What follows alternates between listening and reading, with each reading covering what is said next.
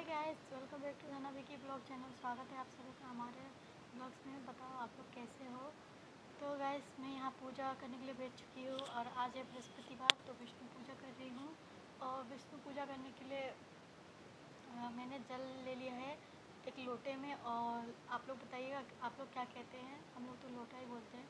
उस लोटे में मैंने डाल दिया है चने की दाल और गुड़ और मुनक्का, और लोटे का ऊपर मैंने उसे डाल दिया। और यहाँ पे मैं वो दिया जलाने के लिए उसका बाती रेडी कर रही हूँ। तो गाइस, वो भी रेडी हो चुका है। और गाइस, आप लोगों से एक बात बोलना था, अगर आप लोग वीडियो आगे तक नहीं देखना चाहते तो कोई बात नहीं, अभी उसका कथा शुरू होगा गाइस। तो अगर आप लोग कथा नहीं सुनना चाहते तो पहले स्किप कर दीजिए, क्योंकि कथा ऐसा होता है कि आप थोड़ा सा सुनने से आप पूरा कंटिन्यू करना पड़ता है। तो हम लोग भी अगर फ़ोन में भी सुनते हैं, अगर किसी का मुंह से भी सुनते हैं तो हम लोग भी कंटिन्यू करते हैं उसे। मैंने कभी भी स्किप नहीं किया, चाहे वो सामने का हो चाहे दूर का हो, तो मैं सबका सुनती हूँ। तो इसलिए आप लोगों से बोल रही हूँ, अगर आप लोग नहीं सुनना चाहते तो अभी स्किप कर सकते हैं।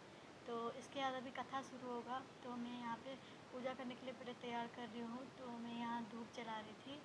तो गाइस, मेरा अगरबत्ती भी जला सकते हैं, मगर मैं धूप जला रही हूँ क्योंकि अगरबत्ती अभी है नहीं, वो तो ख़त्म हो चुका है। तो इसलिए मैंने सोचा चलो धूप भी तो अगरबत्ती का ही जैसा है सेम, तो मैं इसे भी जला लूँगी और पूजा कर लूँगी। और गाइस, इस ब्लॉग में आरती ख़त्म होते ही ब्लॉग भी ख़त्म हो जाएगा।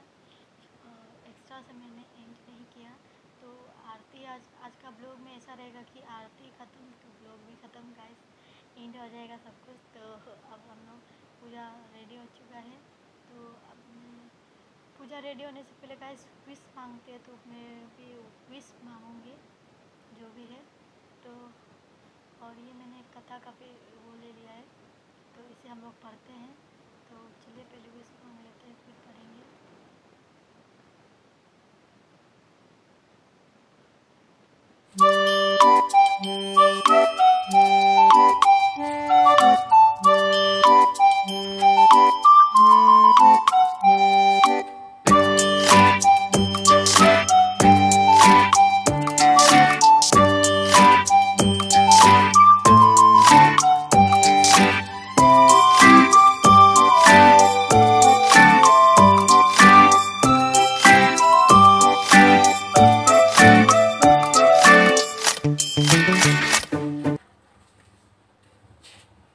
बोलो बृहस्पति बाबा की जय। एक समय की बात है कि भारतवर्ष में एक नृत्य राज करता था। वह बड़ा ही प्रतापी और दानी था। वह नृत्य प्रतिदिन मंदिर में मार्गदर्शन करने जाता था। वो ब्राह्मण और गुरु की सेवा किया करता था। उसके दरवाजे से कोई भी निराश होकर नहीं लौटता था। वो प्रत्येक गुरुवार को व्रत रखता एवं पूजन करता था। हर एक दिन गरीबों की सहायता करता था। परंतु यह सब बातें उसकी रानी को अच्छी नहीं लगती थी। वो न व्रत करती और न किसी को एक दम्भी तक दान में देती थी, तथा राजा से भी ऐसा करने को मना किया करती थी। एक समय की बात है कि राजा तो शिकार खेलने वन को गए हुए थे। घर पर रानी और दासी थी, परंतु उस समय गुरु बृहस्पति देव एक साधु का रूप धारण कर राजा के दरवाजे पर भिक्षा मांगने गए, तथा भिक्षा मांगी तो रानी कहने लगी, हे साधु महाराज, मैं इस दान और पुण्य से तंग आ गई हूँ। मेरे से तो घर का कार्य ही समाप्त नहीं होता। इस कार्य के लिए मेरे पति देव ही बहुत है। अब आप एक प्रकार की कृपा करें कि वह सब धन नष्ट हो जावे तथा मैं आराम से रह सकूँ। साधु बोले, हे देवी, तुम बड़ी विचित्र हो। संतान और धन से कोई दुखी नहीं होता, इसको सभी चाहते हैं। पापी भी पुत्र की और धन की इच्छा करता है। अगर आपके पास अधिक धन है तो भूखे मनुष्य को भोजन कराओ, प्याओ, लगवाओ, ब्राह्मणों को दान दो, धर्मशालाएं बनाओ, कुआं, तालाब, बावड़ी, बाग बगीचे आदि का निर्माण करवाओ, निर्धन मनुष्य की कुंवारी कन्याओं का विवाह कराओ और अनेकों यज्ञादि धन करो। इस प्रकार करने से आपके कुल का और आपका नाम परलोक में स्थायक होगा एवं स्वर्ग की प्राप्ति होगी। मगर वह रानी इन बातों से खुश न हुई। वह बोली, हे साधु महाराज, मुझे ऐसे धन की आवश्यकता नहीं जिसको और मनुष्य को दान दो तथा जिसको रखने उठाने में ही मेरा सारा समय बर्बाद हो जावे। साधु ने कहा, हे देवी, तुम्हारी ऐसी इच्छा है तो ऐसा ही होगा। मैं तुम्हें बताता हूँ, तुम वैसा ही करना। बृहस्पतिवार के दिन घर को गोबर से लीपना, अपने केशों को धोना, केशों को धोते समय स्नान करना, राजा से कहना वो हजामत करवाए, भोजन में मांस मदिरा खाना, कपड़ा धोबी के यहाँ धुलने डालना। इस प्रकार 7 बृहस्पतिवार करने से तुम्हारा सब धन नष्ट हो जाएगा। ऐसा कहकर साधु महाराज वहाँ से अर्धधन हो गए। रानी ने साधु के कहने के अनुसार वैसा ही किया। 3 बृहस्पतिवार ही बीते थे कि उसका समाप्त धन संपत्ति नष्ट हो गया। भोजन के लिए दोनों समय तरसने लगे, संसारिक भोगों से दुखी रहने लगे। तब वह राजा रानी से कहने लगे कि रानी, तुम यहाँ पर रहो, मैं दूसरे देश को जाऊँ, यहाँ क्योंकि परदेश भी देश चोरी परदेश भी बराबर है। ऐसा कहकर राजा परदेश चला गया। वहाँ से जंगल को जाता और लकड़ी काट कर लाता और शहर में बेचता। इस तरह जीवन व्यतीत करने लगा। इधर राजा के घर रानी और दासी दुखी रहने लगी। किसी दिन भोजन मिलता और किसी दिन जल पीकर रह जाती। तो एक समय रानी और दासी को 7 दिन बिना भोजन के व्यतीत हो गया। तो रानी ने अपनी दासी से कहा, हे दासी, यहाँ पास ही के नगर में मेरी बहन रहती है, वो बहुत धनवान है, तो उसके पास जा और वहाँ से पास से बेजर मांग कर ले आ, जिससे कुछ समय के लिए गुजर हो जावेगी। इस प्रकार की रानी की आज्ञा मानकर दासी उसकी बहन के पास गई और रानी की बहन उस समय पूजा कर रही थी, क्योंकि उस दिन बृहस्पतिवार था। जब दासी ने रानी की बहन को देखा और उससे बोली, हे रानी, मुझे तुम्हारी बहन ने भेजा है, मेरे लिए 5 सेर बेजर दे दो। इस प्रकार दासी ने अनेक बार कही, परंतु रानी ने कुछ उत्तर न दिया, क्योंकि वह उस समय बृहस्पतिवार की कथा व्रत सुन रही थी। इस प्रकार जब बंदी को कोई किसी प्रकार का उत्तर नहीं मिला तो वह बहुत ही दुखी हुई एवं क्रोध भी आया और लौटकर अपने गांव आ रानी के पास आकर बोली, हे रानी, तुम्हारी बहन तो बहुत ही बड़ी आदमी है, वो छोटे मनुष्य से बात भी नहीं करती। मैंने उनसे कहा तो उसने कोई उत्तर नहीं दिया, मैं वापस चली आई। रानी बोली, कहो। दासी के इनमें उनका कोई दोष नहीं। रानी कहने लगी, इनमें उनका कोई दोष नहीं। जब बुरे दिन आते हैं तो कोई बुरे का सहारा नहीं देता। जो ईश्वर की इच्छा होगी वही होगा। यह सब हमारे भाग्य का दोष थे। इधर उस रानी की बहन ने देखा कि मेरी बहन की दासी आई थी, परंतु मैं उससे नहीं बोली। वो बहुत दुखी हुई होगी। यह सोच कथा को सुन और विष्णु भगवान का पूजन समाप्त कर वह अपनी बहन के घर जाकर अपने बहन से कहने लगी कि हे बहन, मैं बृहस्पतिवार का व्रत कर रही थी, तुम्हारी दासी आई थी, परंतु जब तक कथा होती है तब तक हम लोग ना उठते हैं ना बोलते हैं, इसलिए मैं नहीं बोली।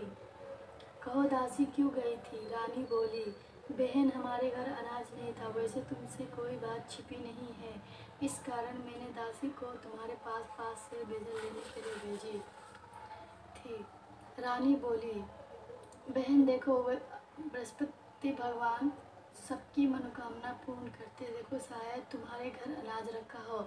इस प्रकार का जब वचन रानी ने सुना तो घर के अंदर गई और उसे एक घड़ा बेजर का भरा मिल गया। तब तो वो बहुत ही खुशी हुई। तो दासी कहने लगी, हे रानी देखो, वैसे हमको जब अन्न नहीं मिलता तो हम रोज ही व्रत करते हैं। अगर इनसे व्रत की विधि और कथा पूछ ली जावे तो इसे हम भी किया करेंगे। तब उस रानी ने अपनी बहन से पूछा कि हे बहन, बृहस्पतिवार के व्रत की कथा कैसे है और तथा व्रत कैसे करना चाहिए। रानी की बहन ने कहा, गुरु के व्रत में चने की दाल मुनक्का से विष्णु भगवान का केले के जड़ में पूजन करे तथा दीपक जलावे, पीला भोजन करे तथा कहानी सुने। इस प्रकार करने से गुरु भगवान प्रसन्न होते हैं, अन्न पुत्र धन देते हैं, मनोकामना पूर्ण करते हैं। इस प्रकार रानी और दासी ने दोनों निश्चय किया कि बृहस्पति देव भगवान का पूजन जरूर करेंगे। 7 दिन बाद जब बृहस्पतिवार आया तो उन्होंने व्रत रखा। गुरसाल में जाकर चना और गुड़ बिल लाई तथा उसकी दाल से केले के जड़ में विष्णु भगवान का पूजन किया। अब भोजन पीला कहाँ से आवे। बेचारी बड़ी दुखी हुई, परंतु उन्होंने व्रत किया था, इस कारण गुरु भगवान प्रसन्न थे। 2 थैलों में सुंदर पीला भोजन लेकर आए और दासी को देकर बोले, हे दासी, यह तुम्हारे और रानी के लिए है भोजन, तुम दोनों करना। दासी भोजन पाकर बड़ी प्रसन्न हुई और बोली, चलो रानी जी, भोजन कर लो। रानी को इस विषय में कुछ भी पता नहीं था, इसलिए वो दासी से बोली, तू ही भोजन कर, क्योंकि तू हमारे ठाट में हंसी उड़ाती है। दासी बोली, एक महात्मा भोजन दे गया है। रानी कहने लगी, वह भोजन तेरे लिए ही दे गया है, तू ही भोजन कर। दासी ने कहा, वह महात्मा हम दोनों के लिए 2 थैलों में भोजन दे गया है, इसलिए हम और तुम दोनों ही साथ साथ भोजन प्रारंभ करेंगे। इस प्रकार रानी और बंदी दोनों ने गुरु भगवान को नमस्कार कर भोजन प्रारंभ किया। अब वो प्रत्येक गुरुवार भगवान का व्रत और विष्णु पूजन करने लगे। बृहस्पति भगवान की कृपा से फिर से उनके पास धन हो गया। रानी फिर उस समय आलस करने लगी। तब दासी बोली, देखो रानी, तुम इस प्रकार पहले भी आलस करती थी, तुम्हें धन के रखने में कष्ट होता था, इस कारण सभी धन नष्ट हो गया। अब गुरु भगवान की कृपा से धन मिला है तो तुम्हें फिर से आलस होती है। बड़ी मुसीबतों के बाद हमने यह धन पाया है, इसलिए हमें दान और पुण्य करना चाहिए।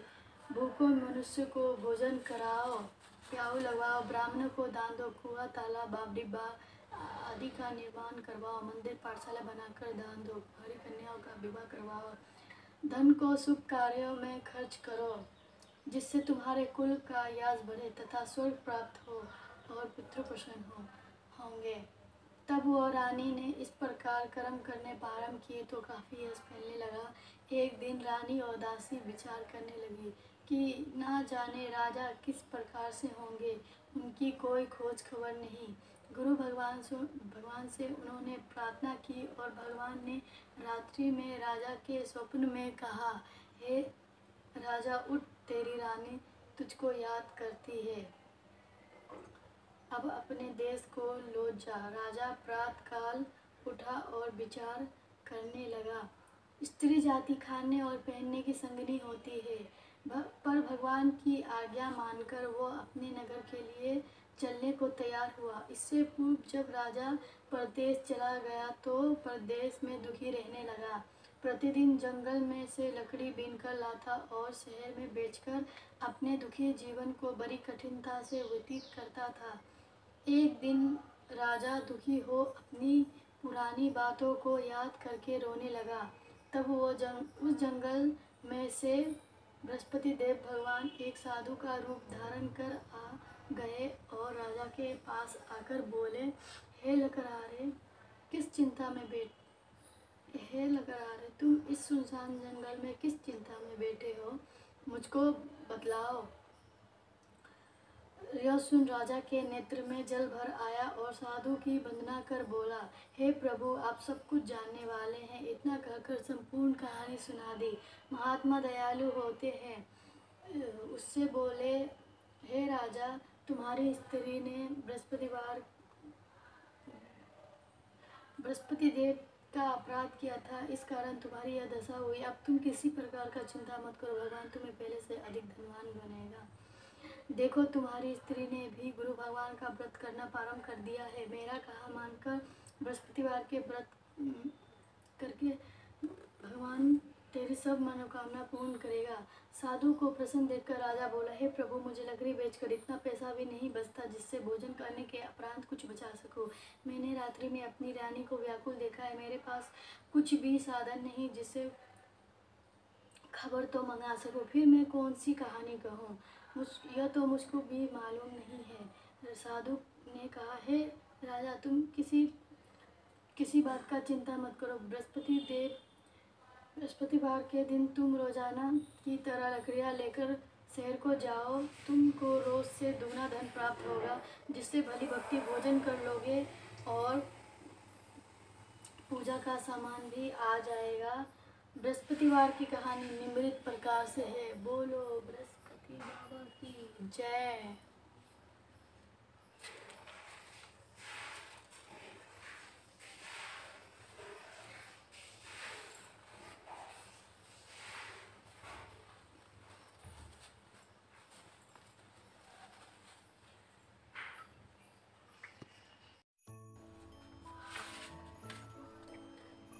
जय बृहस्पति देवा, स्वामी जय बृहस्पति देवा। छिन छिन भोग लगाओ, कंडली फल मेवा। ओम जय बृहस्पति देवा। तुम पूर्ण परमात्मा, तुम अंतर्यामी। स्वामी तुम अंतर्यामी, जगत पिता जगदीश्वर, तुम सबके स्वामी। ओम जय बृहस्पति देवा। जय निर्मल सब पातक हरता, स्वामी सब पातक हरता। सकल मनोरथ दायक, कृपा करो भरता। ओम जय बृहस्पति देवा। तन मन धन अर्पण कर, जो जन शरण परे। स्वामी जो जन शरण परे, प्रभु प्रकट तब होकर, आकर द्वार खरे। ओम जय बृहस्पति देवा। दीन दयाल दयानिधि, भक्तन हितकारी। स्वामी भक्तन हितकारी, पाप दोष सब हरता, भवबंधन हारी। ओम जय बृहस्पति देवा। सकल मनोरथ दायक, सब संशय हारो। स्वामी सब संशय हारो, विषय विकार मिटाओ, संतन सुखकारी। ओम जय बृहस्पति देवा। जो कोई आरती तेरी प्रेम सहित गावे। स्वामी प्रेम सहित गावे, जेठानंद आनंद कर, सो निश्चय पावे। ओम जय बृहस्पति देवा।